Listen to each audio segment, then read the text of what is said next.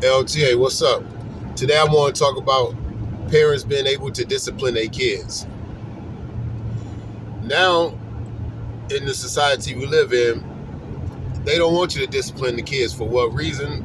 I mean, we all know the underlying reasons of what be going on when it comes to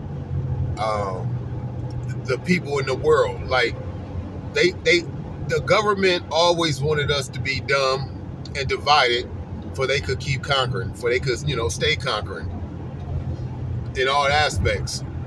I mean, we could get into that on another subject, but just know when it comes to manhood, masculinity, I should say, when it comes to the kids, how they are brung up in this world, the government don't want that. Don't want you to raise them to be outstanding citizens. Believe it or not.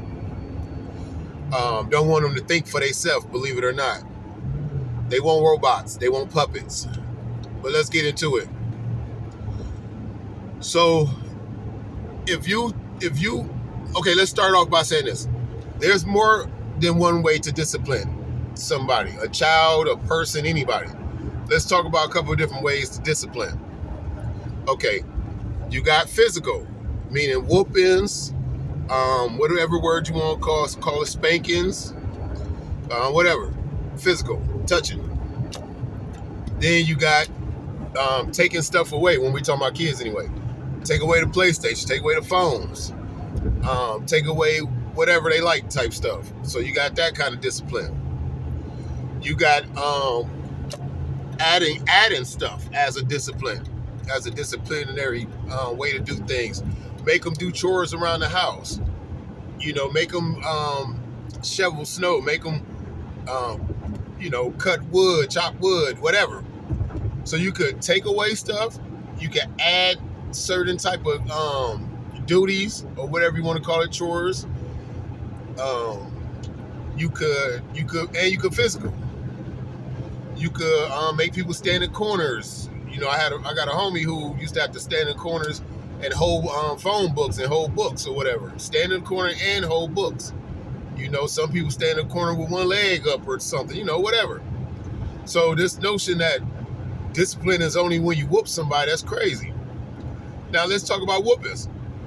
Me personally, I think whoopings is sometimes necessary. Sometimes necessary.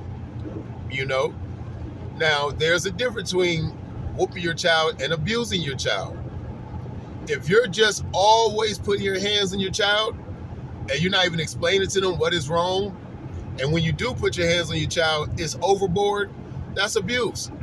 If you always whooping on somebody because you're just mad at the world or mad at your boyfriend or girlfriend or whatever, mad you lost a bet or something of that nature, and you just take your anger out on your kids, then that will be called abuse.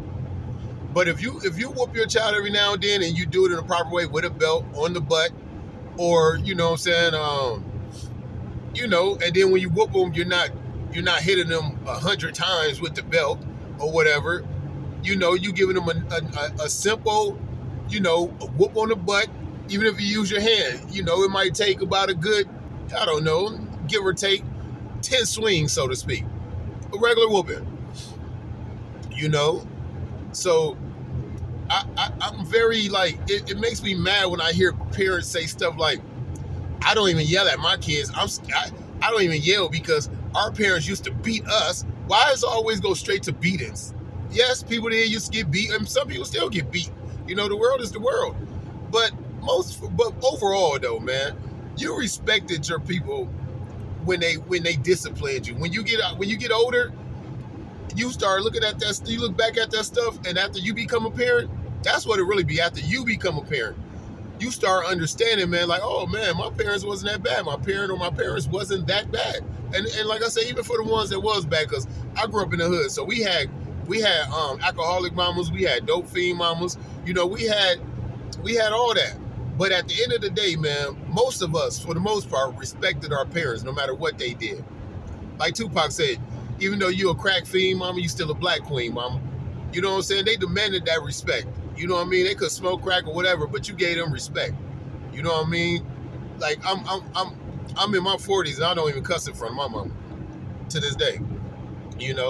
Am I saying that me and her always been, like, has it always been all good? No, we done had our arguments. We done had some pushing and shoving before. When I was a kid, my mom used to do all kinds of crazy stuff to me, put her nails in my arm and stuff. You know, you know, shit, man. She was on. She was an alcoholic growing up and stuff like that or whatever. So I went through the ringer as far as being out in the streets with her at certain ages, 7, 8, 9 years old or whatever. But at the end of the day, I got the utmost respect for my mom. Though at the end of the day, like I said, I don't even cuss in front of her to this day. You know, because I don't know, man. It's just I think we're raising the kids wrong when we think there's no need for discipline. And like I say, even and if whoopings are in there here and there, as long as you're doing it right, man. As long as you're not smacking them all in the face with belts or you're not using anything and everything, like they did used to do back in the days, the stitching cords or whatever they could get their hands on. As long as you're not abusing your kid, whoopings here and there is fine. And if you're doing it right, you should not have to do it for long. You know what I mean? Like if you raise your kid out the gate from birth until they get about 10 years old, 11 years old, they might need a whooping here and there until they get about 10, 11, 12, really at the most, really, getting a whooping here and there. After that, it should be trained. That means, not the child should be trained enough where you don't have to whoop. You should be able to talk and lecture now because you went through that training. You know what I mean? And if you go, and then once you do discipline, no matter if it's physical or put somebody in a corner or take something away, as long as you are doubling back and explaining to them what is going on. Explain to them why they're in trouble. Explain to them why you did what you did. Don't just, take something away, then that's it. Why? Because I said so. And they don't even know what's going on. I mean, most of the time they know because you're probably most likely you're yelling as you're doing it. They probably got in trouble in school. But still, go back and do a real conversation, though. Go back and have a sit-down conversation. So if you do it right, man, it's nothing wrong with physically disciplining your child if you're doing it right, as long as you're not abusing them. And that should not be the end-all, be-all. That should not be the only way you discipline. And if your other discipline ways work, then you don't have to physically discipline. If talking and taking away, if all that stuff works, then you don't got to go physical. But some kids every now and again needs physical. Every now and again, some kids need the physical. And once again, physical don't mean abuse. And double back and talk to the child, even if you're not physically disciplining. No matter what you do, take away stuff, whatever. You got to double back and talk. The next 20, 30 minutes after they get in trouble or so, you got to sit them down and ask them, do they understand what is going on? Trust me, man. Kids, people that grow up with discipline become better citizens, I promise you. And I ain't talking about abuse. I ain't talking about the ones that was abused. I'm talking about the ones that was disciplined. Properly disciplined make better citizens. Look up the studies. And I done seen too many interviews and stuff where I heard people say it out their own mouth, like, I'm glad my people disciplined me, to be honest, because that made me pay attention to authority more and blah, blah, blah. You know what I mean? Like I said, they become better citizens. So, there's a right or wrong way to do everything. Do not think that kids do not need discipline, because they do. And once again, discipline doesn't always mean physical. And one more thing too, man. People say, I hear just like 2 days ago, I heard them say, I heard some people say,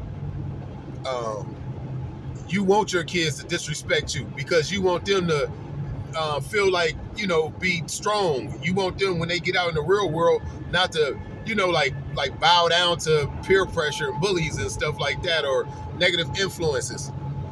And then when they broke down like what they mean by disrespect you, they mean like if you tell a child to go clean up your room and the child say, well, why can't, or not clean up your room, but say something like go clean the kitchen, and they got siblings and they say, well, why can't Sean do it?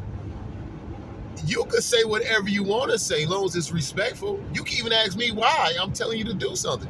If I tell you go take out the trash, you can say why. As long as it's respectful, as long as it ain't none of that old, why do I gotta do it? Or why are you asking me? Or smacking their lips and stumping off and all that.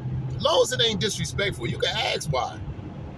So it's not disrespectful if the kid wonder why they got to do something.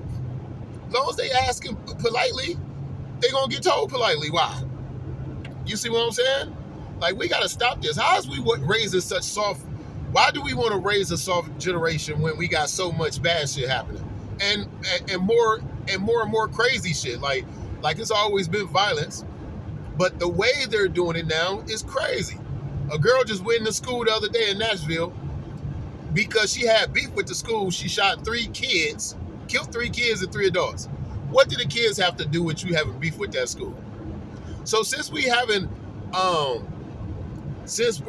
more outrageous ways that crimes is getting committed, since shit is getting more violent and brutal, why would we want soft kids growing up? You better discipline your child. And like I said, there's way more than one way to do it. You feel what I'm saying? LTA, we out.